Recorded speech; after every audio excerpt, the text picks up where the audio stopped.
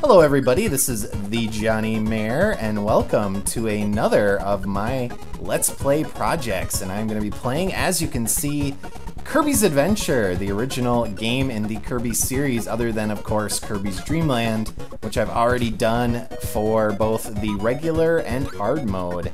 And since I've kind of experienced that game and talked a little bit about my experience with Kirby, I kind of wanted to do something brand new with this series going forward, and that was doing some co-op commentary.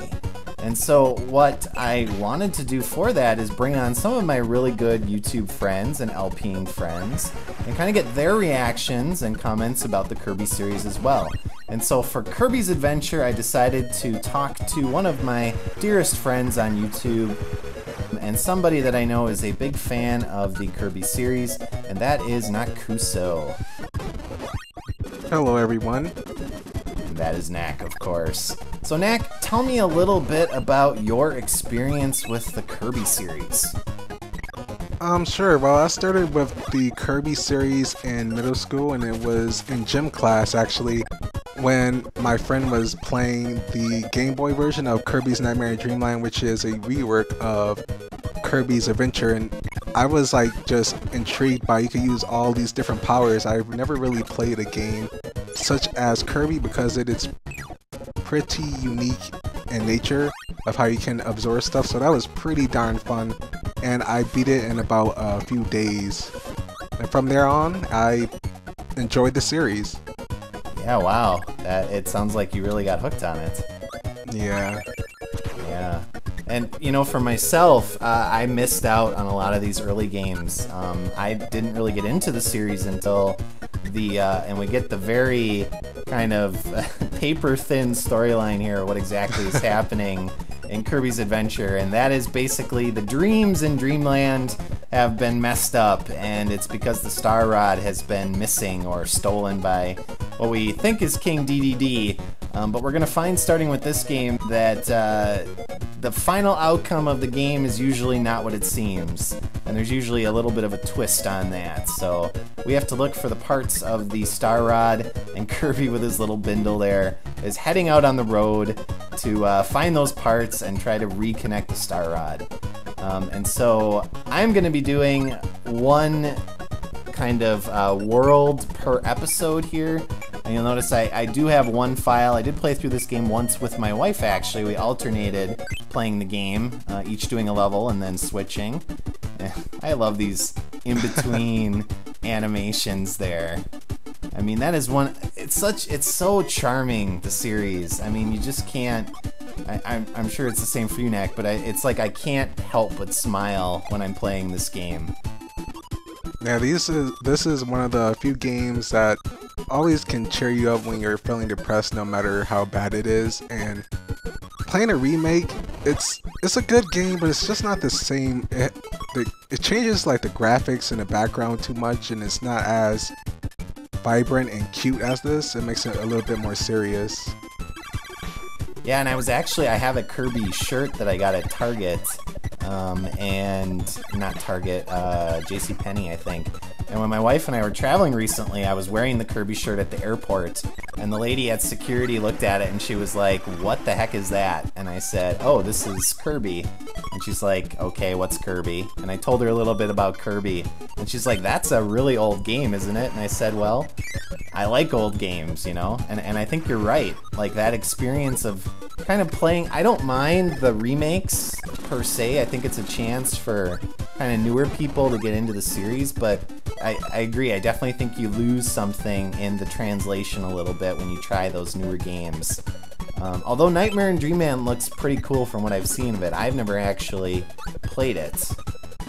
Yeah, it's a really cool game. It kind of makes it easier, surprisingly, than this. It gives the player, I don't know, I guess it holds the player's hand a little bit more. It changes the environment, makes things a little bit more noticeable.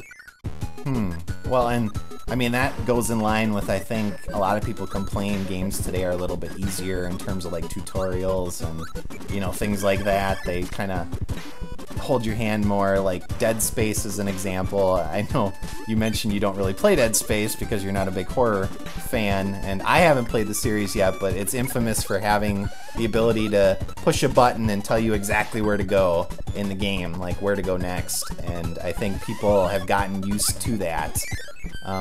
Now with a game like this, obviously it's side-scrolling platforming, so you really can't go off the beaten path too much, but you still have to figure out kind of what you're doing.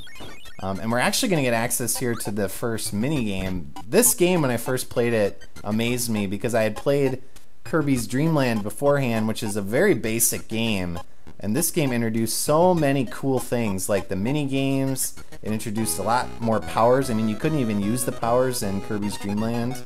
You could just eat enemies, you know, and spit them. And I'm totally going for that massive Kirby. Let's see if we can get it. Oh, no. I don't think I do, unfortunately. It's like so close, and then it falls. But you do get multiple tries, so I think I get another shot here. Yeah, I think I got it this time. Having flashbacks to Link's Awakening when I played the crane game in that game, too. Oh, boy. That one was easier, though, than this one. There we go. Oh, at least it's easier than real life. I've always loved playing the crane games, actually. My cousin and I used to play them all the time. We got it down to like a science where we could like totally figure it out and stuff like that. And I actually, when I was visiting my wife's family recently, we won a couple stuffed animals out of a crane game, so it was pretty awesome. Oh, that's pretty nice. Yeah. But my history with the series, you know, I didn't play the original game, so like I don't have kind of that cool story about, you know, seeing a friend playing a game on like the Game Boy and stuff like that. I didn't get into the series until my wife and I actually were looking for games for the Wii that we could co-op together, because she doesn't really like video games per se, not for herself, but she enjoys playing them with me. And so she really liked Kirby, the look of Kirby and stuff like that. You know, it's a series that stereotypically is supposed to appeal to women or girls because of the cutesiness and stuff like that. But obviously it appeals to us manly men as well. I have no problem admitting that I am a Kirby fan and wearing him very proudly on my shirt whenever I wear that shirt. But we have the first mini-boss here throwing the bombs. A lot of the same things, like I noticed that they, you know, reoccurring bosses and stuff like that.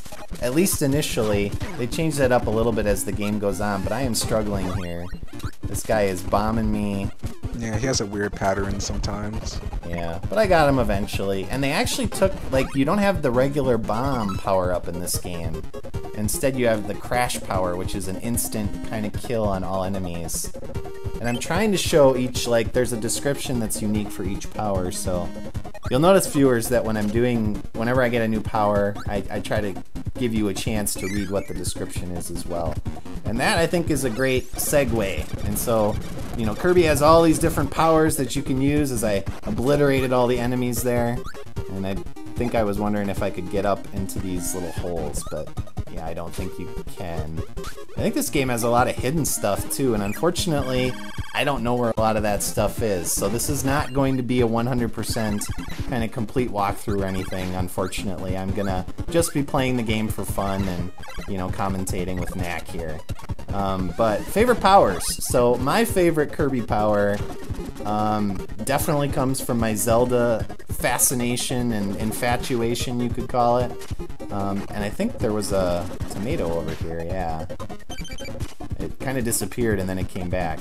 Yeah, that's weird. Limitations. Yeah, the graphical for the NES, you know, weird. And this game, they're still at the point where you have to press up to float as opposed to just jumping. Because in the later games, the way you float, I think, is you jump and then you tap the button. And so that took some getting used to as well. But there it is, the sword. I love the sword, and I love that in the later games he wears the little Link hat when he's using the sword.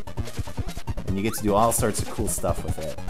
That is always a cool reference to... I didn't even know that was a reference to the Legend of Zelda series. Oh yeah. Yeah, and I don't think that's uncommon to not kind of get that connection, because definitely they didn't do it at first, but then they added it, you know, later on in the later games. But I also really like the fireball power, where you do the kind of running tackle, shooting as a fireball. That one has always been something I've always enjoyed as well. So, Nak, what is your favorite Kirby power? My favorite Kirby power would probably be the freeze power. I think there's two different variations. The one, or I might be thinking of Superstar. I know there's a different type of freeze power, but the one where you can freeze enemies into ice blocks then push them aside. I have no idea why I like that power. Many people don't really like using some stationary powers like the Needle or Sparky with the electricity, but I always thought that the freeze power was kind of cool, and I always like the sound that it makes compared to the later versions. Well, and it's cool too, like going to the later versions, like when you get the freeze power, like in Kirby's Return to Dreamland, for example, he actually ice skates when you're like running around. Oh, nice. Yeah, that's kind of cool too. So they kind of go the full way with it. But here I actually got the, I guess it's called the fireball power in here. And they actually do it in this one. I think when you get the freeze power, I think I have to fight a walrus coming up or some sort of Arctic type creature, and I get the freeze power. And it's one of the few powers where you actually change the appearance of Kirby in this version, and he turns blue instead of pink. So that's kind of cool. But you can freeze enemies then and actually shoot them as well. So we'll get to that in a little bit, as I got the fire breathing power here. But I was really kind of blown away. I knew about Kirby, like I had heard about Kirby when I was younger, but I had never played the Kirby's games. So when I played Kirby's Dream Land and for the first time, and there wasn't kind of that power aspect to it, it really kind of weirded me out.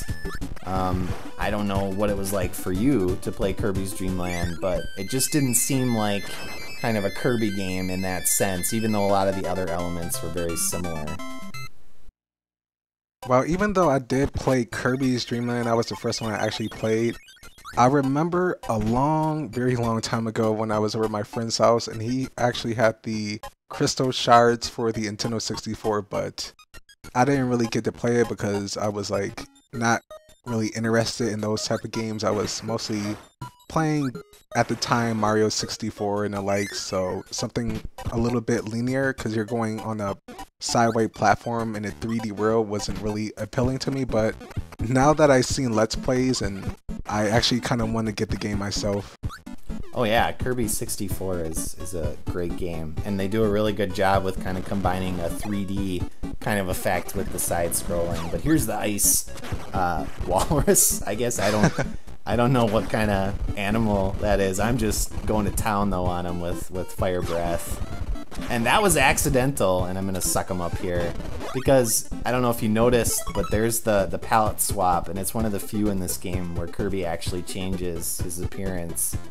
But I actually wanted the sword, so like you get the museum where you can actually grab enemies, and I accidentally killed the sword guy with the firepower, and I was like, oh dang it. But now I lost it. Anyway, I lost the ice power and it's gone, but I think I was able to freeze an enemy there at least once and show that off. They really like the beam ability, but that is not, I don't know, I've never been a big fan of that ability.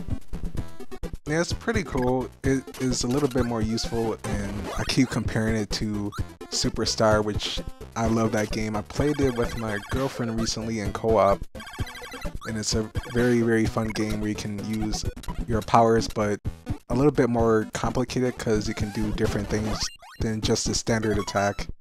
Right. Well, and then in the later games too, they definitely up the ante. Like every power also has additional abilities you can do. So like the magic, the magic wand ability, and I totally got the needle here, and I'm using it to my complete advantage by just setting up a trap of doom for Waddle Dees to fall onto. But you can like do the beam attack, but then you can also charge it, and you can like throw it at enemies as like a projectile. And thank you, Meta Knight, for giving me invincibility. That was very nice of him. Indeed, and later on trying to fight you. I know, it doesn't make any sense. Like it, and then I get totally glitched here in these Whoa, I never seen that cannons. before. Yeah, I don't know what happened there. I think the invincibility was freaking out with it a little bit. But yeah, Meta Knight. He's a friend, but he's not. You know, it's not clear exactly what he is. You know, there's a lot of speculation about whether he's another Kirby type creature or what exactly is going on with that. We can get into that as we progress with the game, kind of theories about it. But now we have the boss fight, and this is actually going to go very quickly because I have the needle power. And Nak, as you mentioned before when we were talking, if you have a power like that, these bosses don't last. Yeah, definitely. How long is it going to take? Like 10 like seconds? a few seconds, yeah. Oh, less than 10. So that'll be my first episode, viewers, as we totally killed Wispy Woods very fast. But thank you, Nak, for joining me. If you want to take a second to say goodbye. Goodbye, everyone. I really enjoyed being here. All right, thank you. And he will be joining me for the continuation of this series. So see y'all next time. So long.